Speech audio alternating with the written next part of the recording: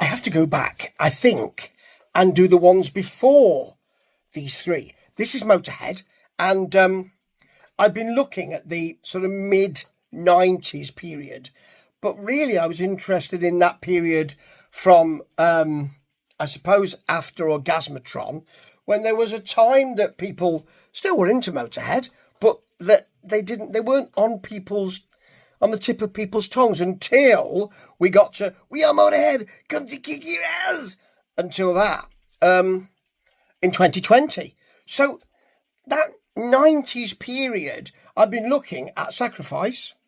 One of the reasons being is because there's, of course, the punk tribute album coming out, if it's not already come out, and Rancid. A lot of bands did, well, I'm going to do Ace of Spades. Yeah, maybe you should think about that, because really you're a prisoner of success and fortune there, aren't you? But Rancid did the right thing in that they said, well, I'm going to try Sex and Death from Sacrifice, which, I mean, Sacrifice, people don't know it that well, and it's the second track on the album, and Motörhead did it better, I believe, but I thought, well, I really like Overnight Sensation, the ironically titled album that came after that, and then this one is the third of the three, Snakebite Love. It's not a massive success, but it's got a combination of the real nastiness of Sacrifice and the kind of, well, there's more melody in this, of Overnight Sensation.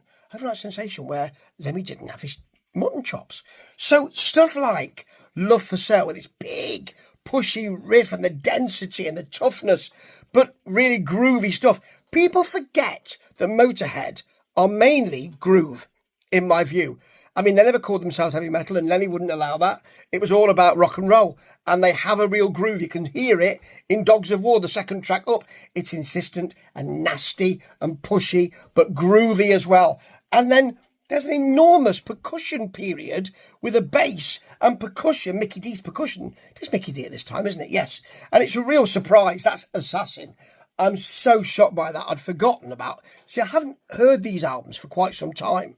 So, also, I'm shocked that there's a big organ solo in the middle of Take the Blame. And there's a 60s pop feel at the beginning of Dead and Gone. Then it opens out into a massive rock offer. Not a kind of big hard rock offer, but a real rock offer. And then there's that kind of elastic guitar rockabilly feel in Desperate for You with a real roughness. We finish with Better Off Dead. Nasty, fast attack, nasty. And this is a great album. Slithering solo as well from Phil Campbell in Snakebite Love itself. Love it. It's a